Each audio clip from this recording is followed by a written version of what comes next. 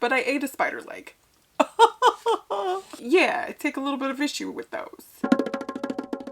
Hello and welcome to another piping hot episode of Tea with B, a series on my channel where I tell you about the activities of the week instead of show you because I seemingly misplaced my SD card with all of the footage. Today we are naturally partaking in tropical honeybush herbal tea. And of course we're having a smoothie on the side because I'm a smoothie girl now. Okay.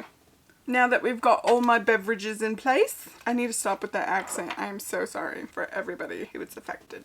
Now, first and foremost, let's get into the weight loss of the week because that is why most of you have subscribed to this channel. I tipped the scales at 226.2 pounds. Last week I weighed 227 point something pounds. I believe I lost about a pound, which is quite honestly a little bit surprising to me because your girl has been eating out frequently. I haven't been making the absolute worst choices, but it's just typically harder to lose weight when you eat out because you're not in charge of the portions. You're not in charge of what's going in the food. You know what I mean? It's often a lot more salt, a lot more butter. I think it's primarily because two reasons. One, like the social aspect. I've been feeling like getting out there. I've been feeling like doing stuff, and food is my favorite pastime. And there's just things that I crave often, like Indian food, that I don't really make that well. So I think that I am going to turn a new leaf and find other things that are social that I can do that don't involve food because I think I need to do that anyway. But also I want to take the dishes that I crave all the time. For example, mango chicken tikka masala. Love that shit. I want to find a way to make that at home where I know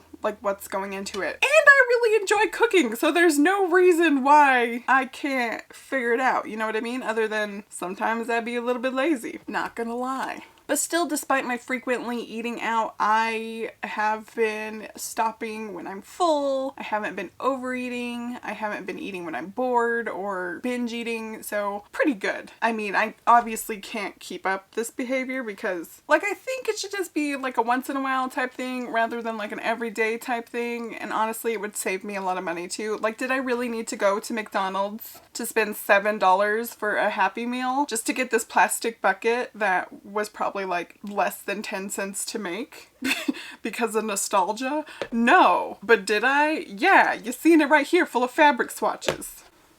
I'm irresponsible. As far as workouts go, I've been hitting them pretty consistently. I've been going on my morning walks with Douglas. I've been doing yoga sprinkled in the week. I've been doing my co-pilot workouts. I do about 2 of those a week. The only thing is I've been having like a little bit of spider drama recently. Where I work out is in the backyard on the deck. And those mofos have been popping up through the cracks like daisies. Like, I was walking out there the other day and I just feel like this little tickle on the back of my calf. And I just thought like it's a hair that I missed because I am not the best at shaving, especially like the back of my legs. So often I find like hairs that have been growing for, I don't know, maybe years. Like those mofos sometimes are long and it is embarrassing because I don't get the whole like 360. If I can't see it, it doesn't exist, apparently.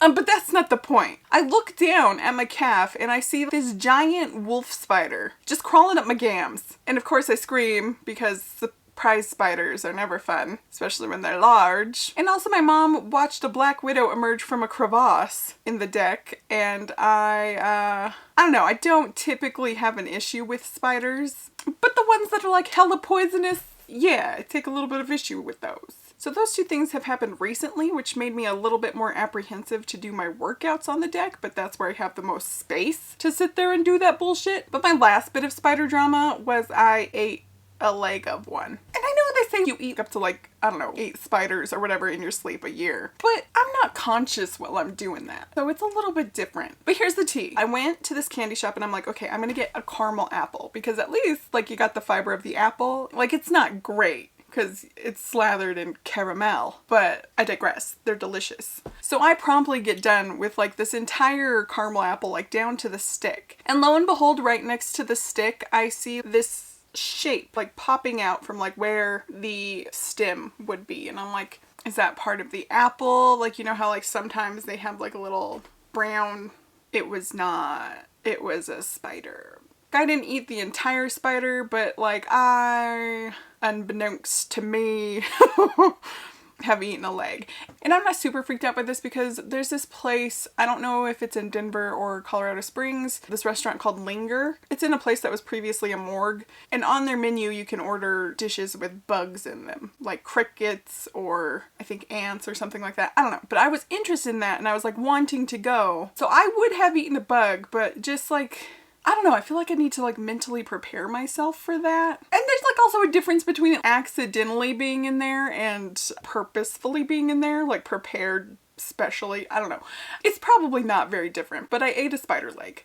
But anyways, once the spiders stop popping up through the cracks of the deck like daisies, it'll probably start being so cold that I don't really want to work out outside anyway. So I am looking at other options. I've contemplated getting a gym membership for a couple of months just to have an area to work out. The issue would be, of course, filming and actually going to the gym, but that might be a good idea for like socialization anyway. Ideally, I would like to start setting up my gym at the house down here, but the problem is the garage where I would set it up is filled with everything that is eventually going to go into the house. Like the kitchen cabinets, there's 3 pallets of flooring in there, bathtub. The contractors just still need that space for like storing stuff, but the progress of the house is still in a standstill because the people who are renovating my house flip houses, because they told me this would happen when they took on my project, that, you know, if they get another house, they have to focus on that and flip it and then like eventually come back to mine. So like I knew there would be some like downtime. So that's the period we're in when it comes to that. But they're almost done with that other house and they're gonna put it on the market. So I am excited because then the rest of my house should kind of go along more quickly and I should be in there in a couple of months if things keep working out. But I've been slowly moving out of the other house. The shower in the camper is just filled with like all my boxes of art supplies because I don't shower in here. Like I don't use that bathroom. The sides of the bed just have like all of my kitchen stuff from that house. Like I'm slowly moving all the small stuff and I'm gonna definitely have to hire movers to get the big stuff.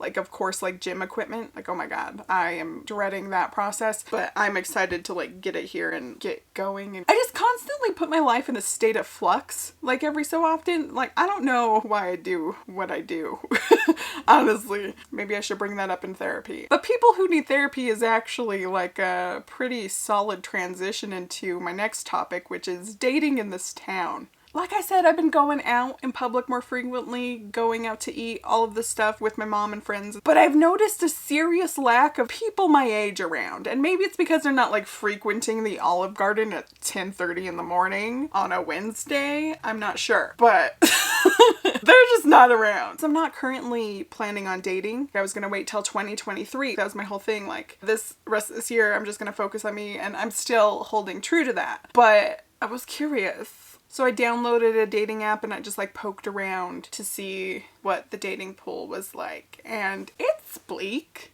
Now I didn't like talk to anybody because like I said, I wasn't like partaking. I was just scoping out the situation, seeing what was on the horizon. So I'm not too sure about that, but it got me thinking. I was like, why is it that I feel like I want a relationship? Even though I do really value my like alone time and stuff, I often feel like tied down in relationships or like I'm compromising too much or like I'm walking on eggshells. So why do I keep coming back to that? I mean, like, I know, like, it's a human trait to, like, want connection and stuff, but historically, for me at least, I haven't had the best experiences. And I like having deep conversations with people and, like, that kind of, like, emotional intimacy and stuff like that. Like, I'm not super interested in, like, the physical aspects, because it's usually garbage anyway. But, you know, but I was wondering why I have this thing in my head of, like, wanting a romantic relationship and, like, that's the only relationship I'm really seeking out. Like, why am I not seeking out friendship in the same way?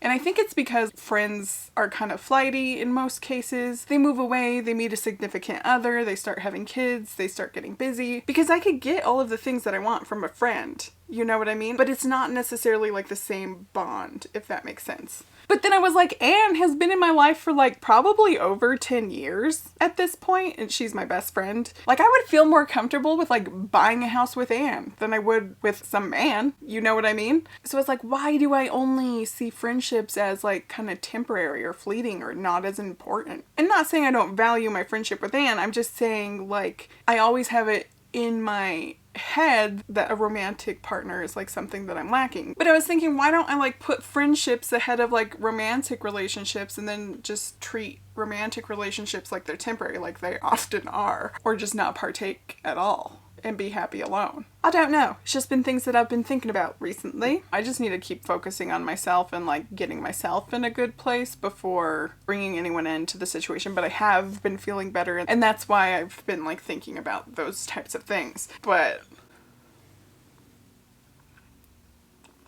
it's bleak out there. But we're going to take a hard left from the boys, and I am going to show you a rug that I found recently that I am just in love with, and I think that it's going to probably be a trend that we're going to see pop up in home design. I don't know, I'm just like coining it. Like maybe I'm ahead of the curve, maybe I am way off the mark as usual, but let me show you this mofo. It looks like a whale shark pattern, and I'm all about it. Technically, it's called antelope pattern, but I'm gonna pretend it's a whale shark. But I'm gonna try to use it as a stair runner, and I don't know that that will necessarily work, but I am going to try it, and I'm gonna find a way to make it happen. Like, the house is still in shambles and in disarray, but I'm buying rugs. I'm just picturing that blue rug and then like a gallery wall, and a lot of my art prints have a lot of yellow in them, so I was like, it's gonna look good. Maybe, or crazy. I don't know. What I'm seeing in my head looks good. Also, it's cold in here and I am nipping a little bit, so excuse me.